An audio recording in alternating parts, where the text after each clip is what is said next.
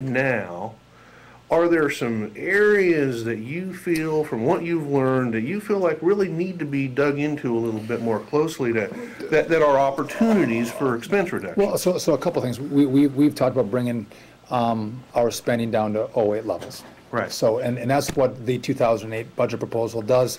'08, capping it for 5 years, maintaining that spending level, and trying to do that across the board. Do we have some exceptions in there? Can we look at increasing and decreasing in some places? But as a general broad brush, that's where we want to go. Some people have said, "What do you do with military spending?" And I think that we have to look at how much we're spending in our military as well. One of the first votes, maybe I'm not very politically savvy, but one of the first votes that we took was in regard to the second engine for the strike fighter, and that's made in Speaker Boehner's backyard, the one that's done by GE. And it was the second engine, and it lost the contract, and so we vote to cut it out. I was a 218th vote on that to cut it, but again, I think wasteful spending. Let's ask, if we're going to ask everyone to do more with less, I think we have to ask our military as well. At the same time, those who are over there fighting, I don't want to take anything away from them in the sense I want to make sure they have everything they need to accomplish the goal that we're asking them to accomplish and to be safe when they're doing it. So. That's my perspective. On that, can you tell us? Wait, is that a buzz? Was there a buzzword in that? Well, a phrase. Okay. You were just in Afghanistan not long ago, right? I was. In fact, right shortly before we found Bin Laden, right? Can you just tell us about that experience and what you got from that? Yeah. Well, I assume that was your first time there? Absolutely. I had put in to go. There was a late vacancy on the trip, and they had an opening, and I was able to get on and go because we're spending a lot of money, and it's costing lives, and so I wanted to make sure I saw what was happening. And frankly, I thought I was going to go and come back and say, let's bring the troops home. I have a concern. That's what you thought before you went? Yeah, I did. And I had a chance to sit down and talk to the generals, talk to the CIA, talk to the State Department. I got to talk to the guys. I'm still, I have some, I'm still continuing to look at it. But if you look at what we've done since the surge, and that was a President Obama surge, the guys there are saying we have made huge progress.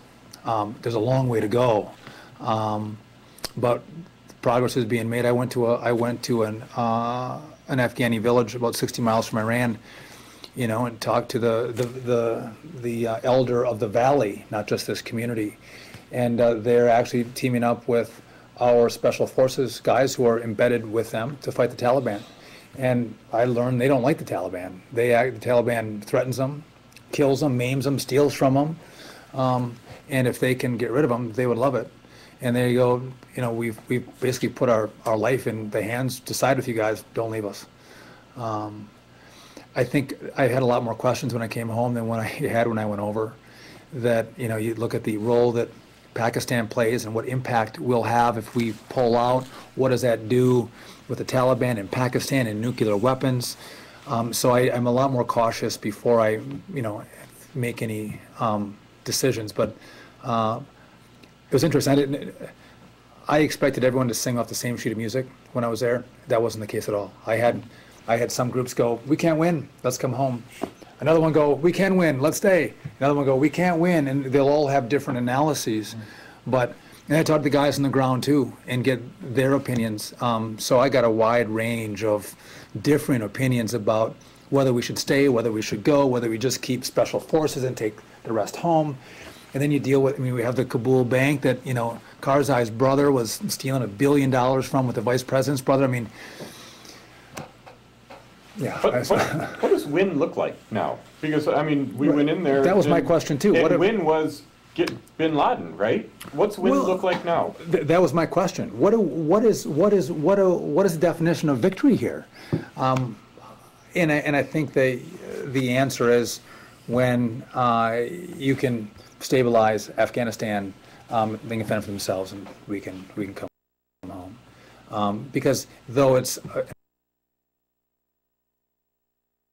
an incredibly poor country, It's an important region with what's happening with Pakistan. And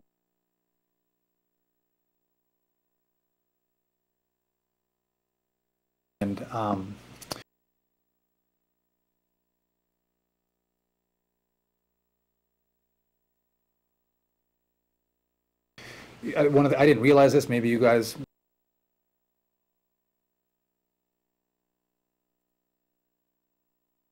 know, but they don't have any education. So you look at their military.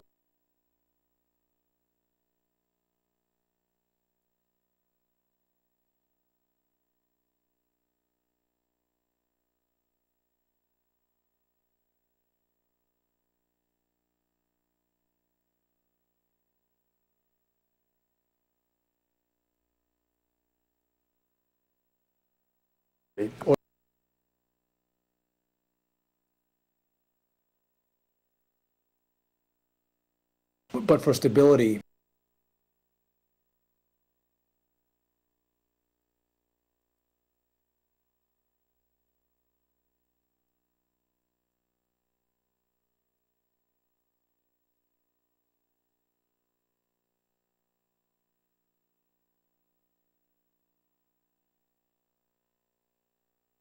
nuances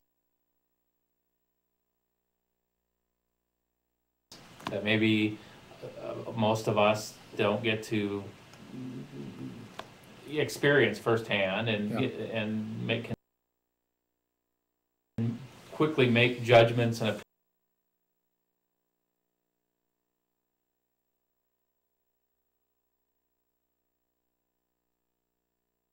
opinions without that. Is that outside of Afghanistan? Is that also something you've encountered just in Congress? Things being a little more complicated than you thought, or well, I think that being nuances that you hadn't anticipated? Well, I think the trip there was one. That's why I wanted to go. I wanted to see it firsthand. I wanted to talk to our guys. I mean, and I just, if I can, I mean, a young man who died in Appleton. We were there at his ramp ceremony where they put his flag draped coffin on the plane. I mean, that doesn't hit home. We were there for the memorial ceremony for the 9 men and women who were shot at the Kabul airport. It's incredible. You see some of the costs of the war, and that hit me incredibly hard. So I mean, I appreciate what you're saying, that what you saw was these complications, and that you have some ambivalence about this. But I mean, as you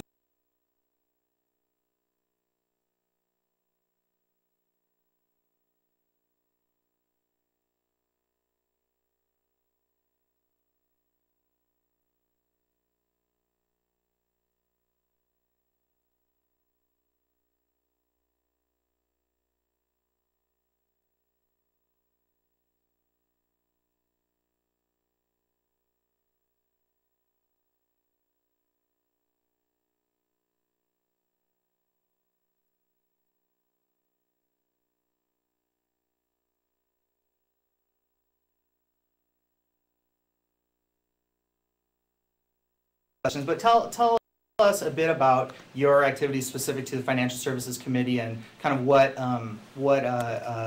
is at the top of your priority list there. Well, I put in for several different committees, and I got financial services, and I'm pleased with that. I thought that I could bring a unique perspective to the committee, a perspective of a state where we have community banks and credit unions that are the lifeblood of our community. We don't have big Wall Street banks here, and I think to bring that different perspective would be positive for the committee, and they agreed with me, and they put me on. So we're dealing with a few issues that came up in Dodd-Frank, trying to improve upon those, in my opinion, and that's taken up. Explain what that is. Well, and maybe this will go to Rob's question. I have a bill that's come up with regard to the Consumer Financial Protection Bureau, the CFPB.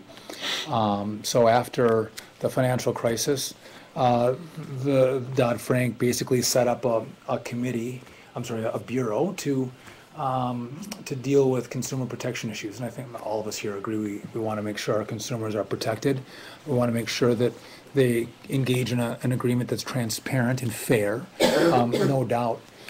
One of the concerns that I have with the way it was set up, however, was you've totally separated it from the standard of safety and soundness. And so if you don't have banks that are safe and sound, you can undermine the whole banking system, and if you do that, you undermine your economy and your consumers as well. So they can go hand in glove. And so in Dodd-Frank, they set up this FSOC commission of chairs of the FEC, the FDIC, the chairman of the Federal Reserve. A number of them are on this oversight committee, and if they feel the rule the way it's set up now, if they feel that a rule from the CFPB is going to create systemic risk to the financial industry, they can overturn it. Well, one of the problems with that is if you have a rule, and to overturn it, there's 10 voting members on FSOC. You need 7 out of 10, a supermajority, 2/3, to vote to overturn it. And one of those voting members is the director of the CFPB. Obviously, I would submit biased. So really you need 7 out of 9 votes to overturn a rule from the CFPB that could have systemic risk to our financial industry, and we see what that does to our economy if that happens. One of my concerns is that if you're a community bank here in Wausau, if you're a credit union in Wausau, and you go, listen, these rules are going to kill us. We can't stay alive with the rules that are being passed. It's more mandates, more paperwork, more hires, costs go up, we can't compete, we shut down. They can't go to FSOC and go, listen, this is the way it affects my community bank, it's going to create a systemic risk. They're probably going to get laughed out of there. If you're a big bank on Wall Street, and you say this is how it's going to impact me, I'm sure they'll listen to you.